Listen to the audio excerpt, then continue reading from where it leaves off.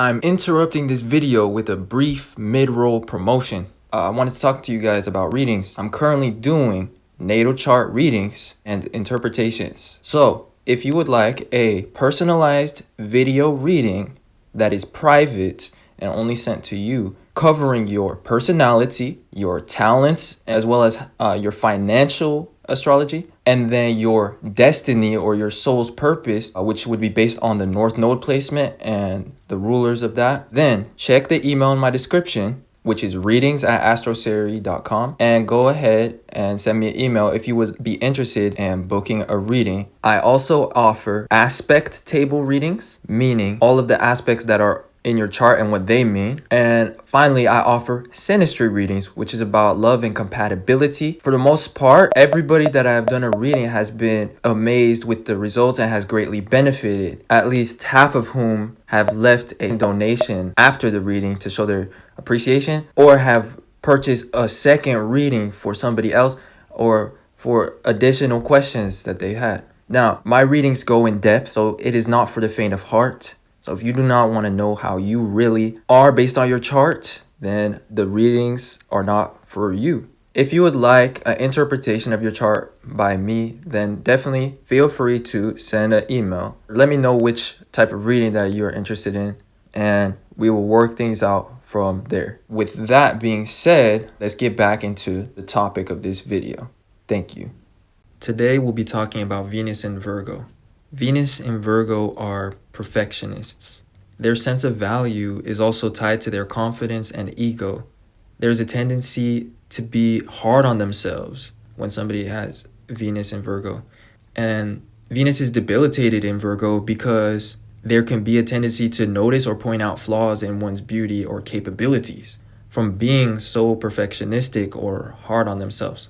Their attention to detail makes them attractive, however, and if they take the time or effort in their appearance, they will certainly appear beautiful to others. To them, though, it may feel like a facade or an illusion because they tend to be more focused on their flaws than what is going right. But also, this allows them to make things look nice. In love, these are service-oriented lovers. Venus here in Virgo shows practicality and acts of service are their way of loving and receiving love. If they care about you, these are the people that would do something nice or helpful for you. At times, this love style can make Venus in Virgo feel unseen, though. This mutable earth sign is not so demonstrative in the typical sense of romance, so they may feel taken for granted at times. Despite not being so demonstrative in love, these are actually quite giving and compassionate lovers, but the way that they do it is through service and through being there for you. And a lot of times their actions can feel like they're going unnoticed, or more so, I guess the significance of their actions can feel like they're going unnoticed. Virgo is a skeptical, realistic, and practical sign. So this placement of Venus can show a tendency to not romanticize or idealize love. When dating, these individuals that have Venus and Virgo can be guarded and are the types of individuals that don't believe in fantasies.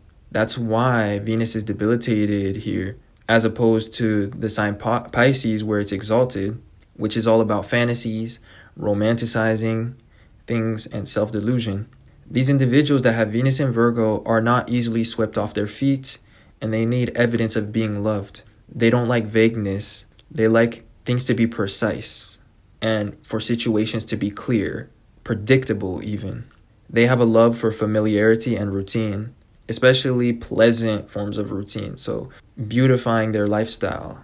And also they have a love for self-development because Venus is about beauty and care, and when Venus is in Virgo, she becomes very hardworking, very self-critical as well. These individuals that have Venus in Virgo are the ones that in relationships can be doing a lot of the work and upholding, running the errands, patching the holes caused by others, clarifying miscommunications, organizing. That is their specialty. Now, this placement can show great artists as well because it shows individuals that have a good sense of balance, harmony, or beauty, and can create beauty through attention to detail. However, Others will like their creations more than the Venus and Virgo will like them themselves. So now let's go ahead and talk about what Venus and Virgo means through each of the houses. If you have Venus in Virgo in the first house, this is about appearance. This shows somebody that is attractive through perfectionism or attention to detail. They like to focus on one dimension of themselves and develop it a lot. If you have Venus and Virgo in the second house, this is about possessions. You are really organized about your finances or how you organize your things. And you manifest good results in finance through being frugal or organized and like keeping tabs of your expenses. You like to find aesthetic or beautiful ways to allocate your resources or your possessions, like how to organize them. If you have Venus in Virgo in the third house, this is about communication. These individuals are charming conversationalists.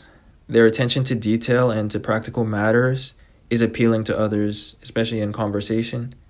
They ask good questions and they're good therapists as well. The third house is about communication and writing as well. So these people will have beautiful handwriting a lot of times and great communication abilities. So they're great writers, great at calligraphy, and just great with information in general.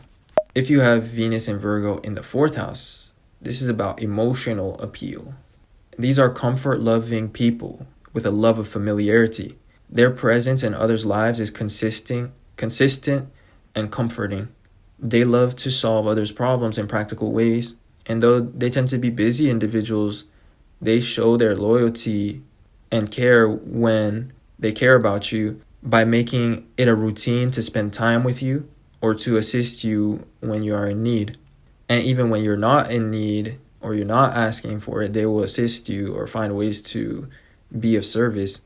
These individuals don't believe in fantasies when it comes to love, and they are more down-to-earth, realistic, practical, acts of service oriented people.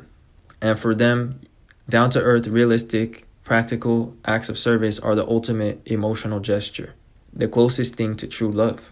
They also have beautifully organized homes in the cozy and nostalgic sense. They may have a lot of memorabilia around the house or just a comforting way to organize things. If you have Venus and Virgo in the fifth house, this is about validation and attention. These people that have this placement love to put a shine to everything they do and to receive validation for their good work and for practical acts of service. This is very important to them to feel appreciated. Organization, attention to detail, and service is a passion for them. That is because the main reason they put so much time into what they do is for others to take notice or to appreciate the outcome. If you have Venus and Virgo in the sixth house, this is about routines and lifestyle. The general meanings of Venus and Virgo might resonate more strongly with you if you have this placement. Along with that, you have a love for productivity and routine, and you may actually enjoy your work life, especially from a practical and financial standpoint. You may like to think about your work life or your income a lot, and you have a tendency to be frugal, and you just love to save and accumulate wealth. And Venus and Virgo in the sixth house shows that for whatever reason, you appreciate familiarity and the security that comes with your job, even if it can technically just be boring or mundane. Venus in Virgo in the seventh house. This is about relating to others. Familiarity and attention to detail makes them charming and relatable to others. And these individuals love the consistency that practical relationships bring to their life. They like to share a routine with someone else. They like to agree or relate on a practical level with others. Though having Aquarius or Pisces ascendant, which many of those that have Venus in the seventh house will have, would indicate that these are quite futuristic, open-minded, or high-level thinkers. They love to relate their thoughts, or they love to relate to others in more practical ways if they have Venus in the seventh house. Next, we have the eighth house. So if somebody has Venus in the eighth house in Virgo, this is about things that are out of our control, and this is about negativity as well, the house of negativity. So with Venus in Virgo here, Venus is technically in fall in the eighth house. So a tendency to point out flaws or criticism in oneself affects your self-esteem. You love what's rough and real,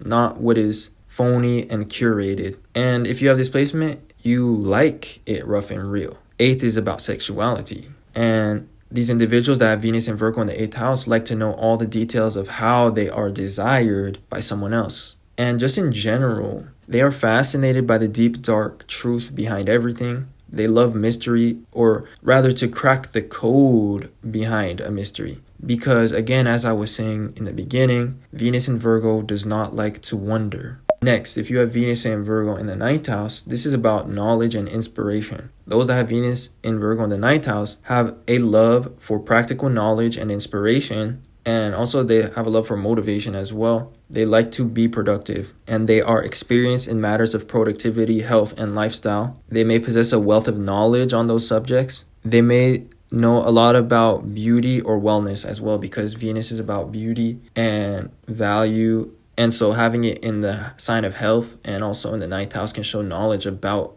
beauty or knowledge about being healthy and fit or about productivity. Also, these individuals can give practical advice on romance because they are wise in matters of romance and they don't believe in fantasies. So people can come to them for advice a lot about love. Generally speaking, this placement shows somebody that knows a lot of facts or statistics as well, because Virgo is a Mercury ruled sign and it's all about information and science and stuff that is realistic or specific. And the 9th house is about knowledge and Venus is about possession. So these people can possess a lot of knowledge, especially like facts or statistics. So next, if you have Venus in Virgo in the 10th house, this is about status, career, and reputation. For one, the individuals that have Venus in Virgo in the 10th house will be quite financially ambitious. Their wealth, beauty, and value have always been a part of their reputation. And in love, they are also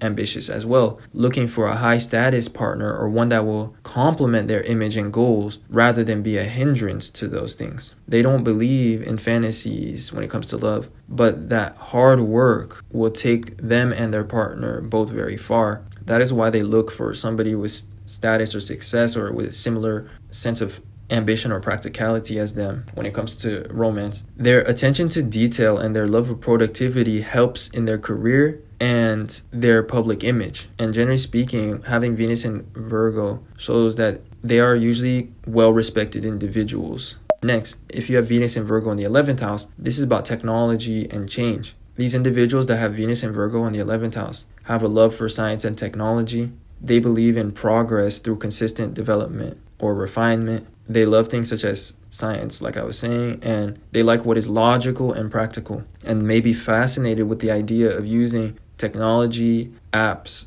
software, and new technologies to improve their lifestyle and productivity.